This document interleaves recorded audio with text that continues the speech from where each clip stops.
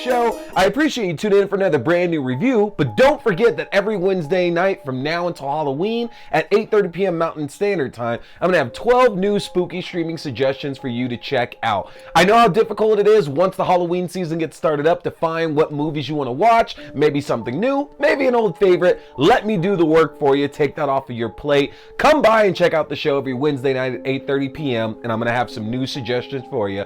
But y'all know throughout the week, I'm dropping countless reviews in the world of horror, whether it's movies, TV shows, books, games, whatever. You don't want to miss any of the stuff I'm dropping on my channel, and the best way to stay on top of that is to get subscribed to my Linktree. And you can do that by going to linktr.ee/T-Scary-Movie. If you get subscribed to my Linktree, that's going to give you access to the YouTube page for the video versions of the show, your favorite podcasting platforms, the audio-only versions of the show, to my Letterboxd page for my written reviews and movie rankings throughout the year, to my TikTok page for my short horror content, including movie news and movie premieres, to my Twitch page for my horror gaming, including The Thing Remastered and Phasmophobia, and to my Fangoria shop page where you can enjoy my 20% off discount, anything in the Fangoria shop, including a yearly subscription to the physical magazine. Take advantage of all that, y'all. Hit that subscribe button, as the more followers I get, the more content I can put out for all of you. So what are we talking about here tonight? Folks, again, it has been a little bit of time. We've had so many movies in between here, but we're getting back to things now. We're almost done. We are back here with another episode of Mayfair Witches. Y'all, somehow I have stretched this out for months at this point here, and we're on the penultimate episode, y'all. Episode 7 tonight, we are talking Tessa. Now, you might recall, and if not, let me remind you, episode 6, the last one we talked about, Transference, dealt with Tessa Mayfair taking over like the, I don't know, like the gift of Lasher, if you want to call it, to where they were transferring Lasher's influence over Rowan that he had over to somebody else so that Rowan could get back to living her life and be okay, and you know, all that threat is completely gone.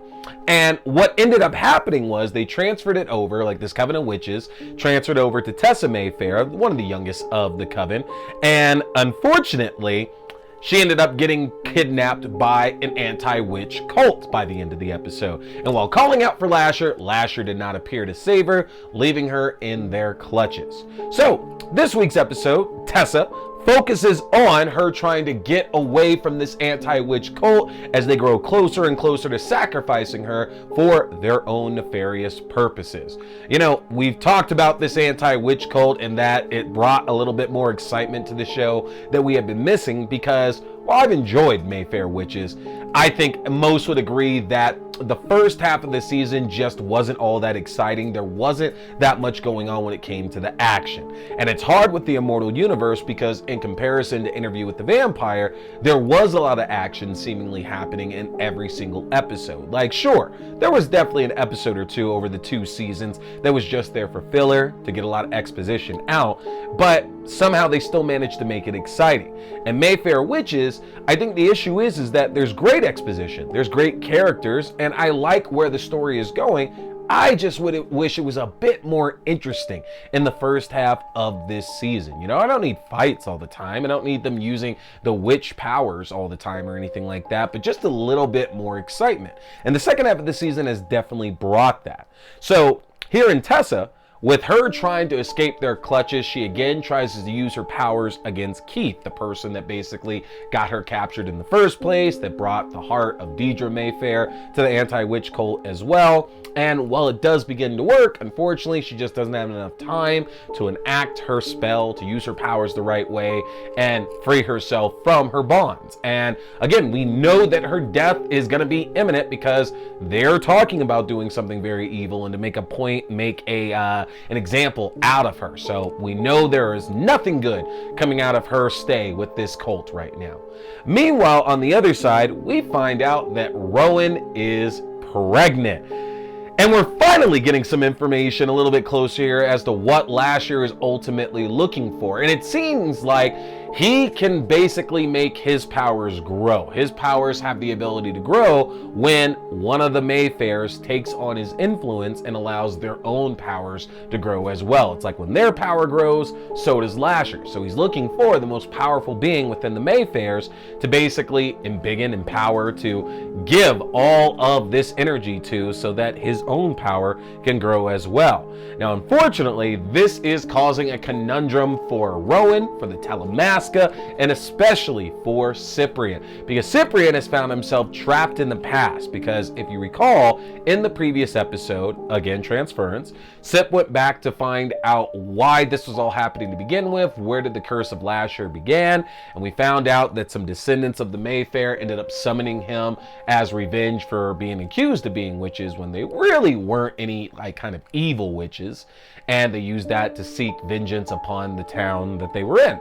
Now, Cyp ends up getting trapped there, and Lasher is very much aware of his presence in the past as well. It's one of those things to where, like, Cyprian thought that he was in, like, the memories of one of the Mayfairs, and it turns out he's actually inside one of Lasher's memories. So Lasher has all this power over him, is able to hurt Cyp in these visions as well, and ultimately decides that, you know what, if I just leave you here, this this memory will basically go away and you'll cease to exist at this point. Like Lasher and Cyprian obviously are having this big issue right now, because Lasher wants Rowan, Cyprian's in love with Rowan, or at least has deep feelings for Rowan as well too.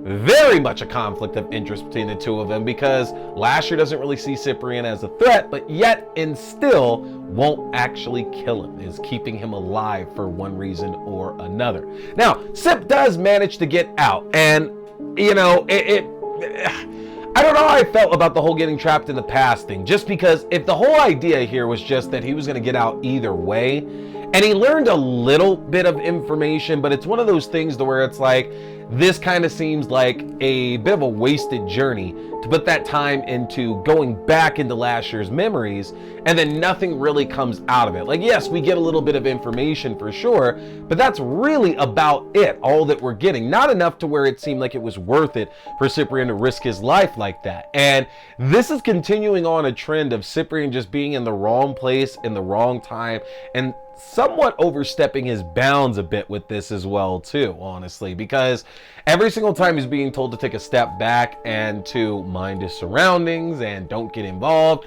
he's overstepping his boundaries, and of course bad shit ends up happening.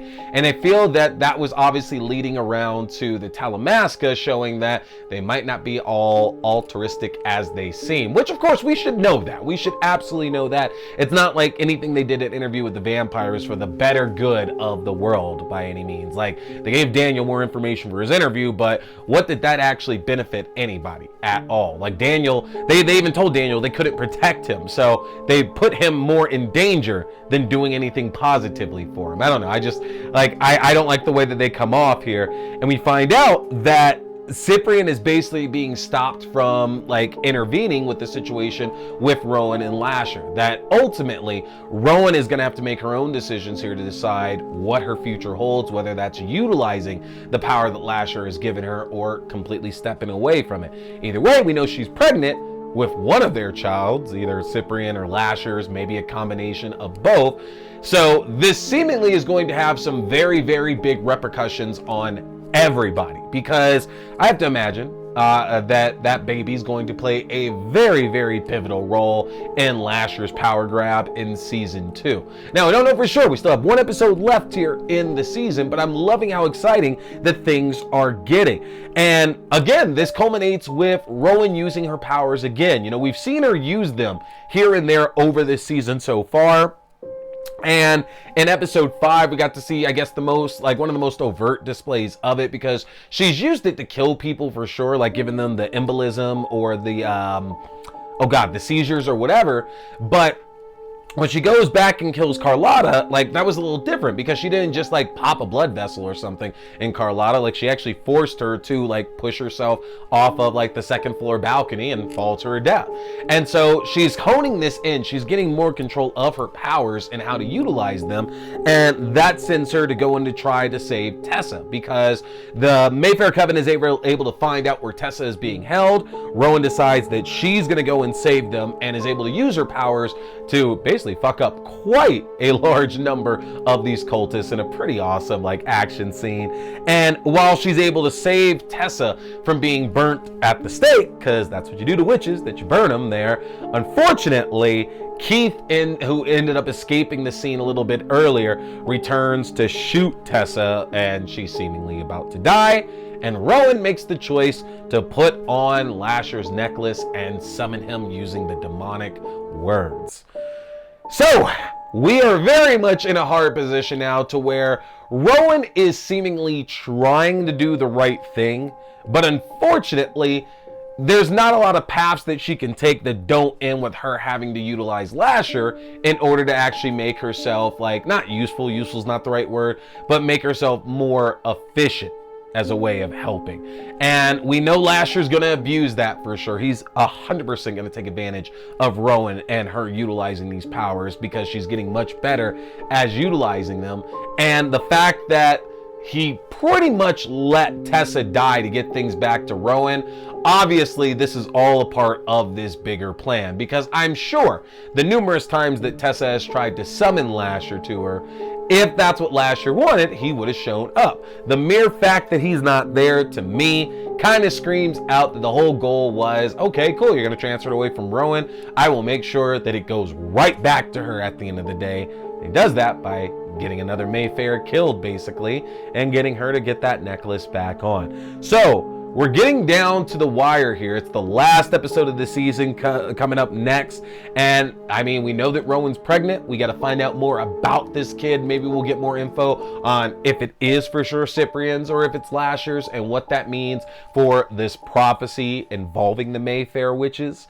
But y'all, we are in an exciting time with this show right now. I don't want you to miss anything else. So I want you to tell me in the comment section, if you've been watching season 1 of Mayfair Witches, did you enjoy the slow character building and exposition of the first half of the season? Or are you a bigger fan of the second half, to where we're seemingly getting all the action? That's where everything seemingly is coming into. Let me know in the comment section for a chance to win a Freddy Krueger Toonie Terror action figure. And hit that subscribe button, folks, as I got more great reviews coming your way.